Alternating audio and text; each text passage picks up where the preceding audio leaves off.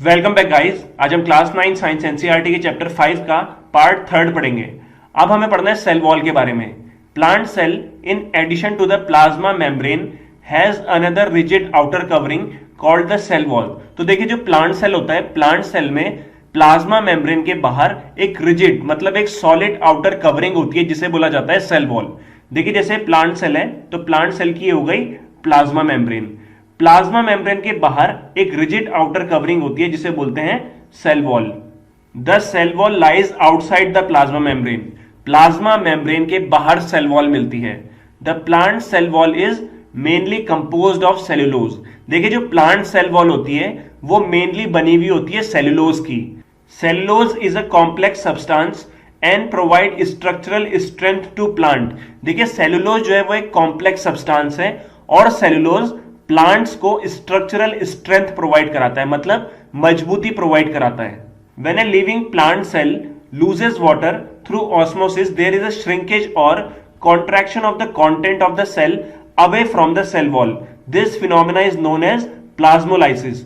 देखिए, कभी भी जब लिविंग प्लांट सेल वाटर को लूज करता है थ्रू ऑस्मोसिस तो सेल वॉल के अंदर का जितना भी कंटेंट है वो श्रिंक हो जाता है और वो away from the cell wall चले जाता है। तो ऐसे फिनोमिना को बोला जाता है प्लाज्मोलाइसिस।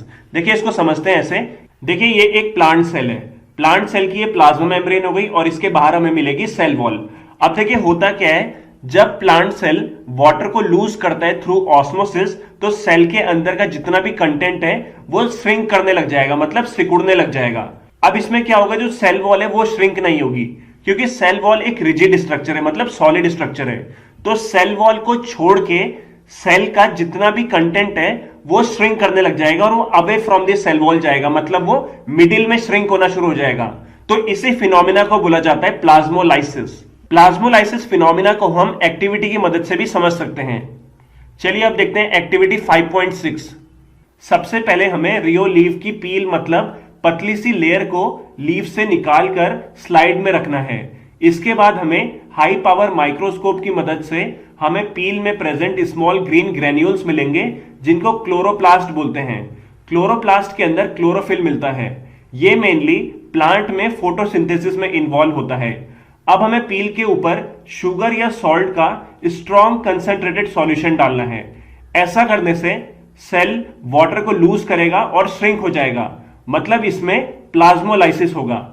इसके बाद हमें फिर से कुछ रियो लीफ लेने हैं और कुछ मिनट के लिए बॉइलिंग वाटर में इनको डाल देना है। ऐसा करने से सेल जो होंगे वो डेड हो जाएंगे। अब हमें फिर से इन सेल को स्लाइड में रखना है और इनमें शुगर या सॉल्ट का स्ट्रॉन्ग सॉल्यूशन डालना है। कुछ देर वेट करके फिर माइक्रोस्कोप की मदद से सेल को ऑब्जर्व करना है। तो क्या ये सेल श्रिंक होंगे, मतलब क्या इनमें प्लाज्मोलाइसिस होगा? तो इस एक्टिविटी से हमें क्या पता चला? It appears that only living cell and not dead cell are able to absorb water by osmosis। तो इस एक्टिविटी से हमें यह पता चला कि जितने भी लिविंग सेल्स होते हैं वो ऑस्मोसिस की मदद से वाटर को एब्जॉर्ब करते हैं। कोई भी डेड सेल ऑस्मोसिस की मदद से वाटर को एब्जॉर्ब नहीं करता है। Cell walls permits the cells of plants, fungi and bacteria to withstand very dilute hypotonic external media without bursting। देखिए, अभी तक हमने क्या पढ़ा है कि हाइपोटोनिक सॉल्यूशन के अंदर जब भी किसी सेल को डाला जाता है तो सेल वाटर को गेन करता है, स्वेल होता है और फट जाता है। पर जो प्लांट सेल, फंगी और बैक्टीरियल सेल होते हैं वो डाइल्यूट हाइपोटोनिक मीडियम में लंबे टाइम तक बिना बर्स्ट हुए रह सकते हैं। वो इसलिए क्योंकि इन सेल्स के बाहर सेल वॉल प्रेजेंट होती है। इन सच media the cells tend to take up water by osmosis। तो हाइपोटोनिक एक्सटर्नल मीडिया में जब भी सेल को डाला जाता है तो सेल ऑस्मोसिस की मदद से वाटर को गेन करता है। The cell swells. इससे क्या होगा, सेल जो है वो स्वेल हो जाएगा, मतलब फूल जाएगा। Build up pressure against the cell wall. और सेल वॉल के अगेंस्ट जो वाटर सेल के अंदर गया है वो वाटर सेल वॉल के अगेंस्ट एक प्रेशर लगाएगा। देखिए, होता क्या है, जैसे प्लांट सेल है, प्लांट सेल के बाहर सेल वॉल प्रेजेंट है। अब इस सेल को हमने हाइपोटोनिक मीडियम में डाल दिया। जैसे ही इस सेल को हम हाइपोटोनिक मीडियम में डालेंगे तो ये सेल क्या करेगा, वाटर को गेन करेगा और वाटर बाहर से सेल के अंदर आने लगेगा। अब धीरे धीरे वाटर जब सेल के अंदर भरने लगेगा तो वाटर सेल वॉल के अगेंस्ट एक प्रेशर लगाएगा। वही equal pressure cell wall water के अगेंस्ट लगाएगी, मतलब अंदर को लगाएगी। तो एक प्रेशर वाटर बाहर सेल वॉल पे लगाएगा और सेल वॉल बाहर से एक प्रेशर वाटर पे लगाएगा। अब ये जो प्रेशर होगा ये दोनों इक्वल होंगे। इस वजह से हाइपोटोनिक मीडियम में जब हम प्लांट सेल को डालते हैं तो प्लांट सेल जल्दी से बर्स्ट नहीं होता है अगर हम कंपेयर करें एनिमल सेल से, क्योंकि एनिमल सेल में सेल वॉल प्रेजेंट नहीं होती है।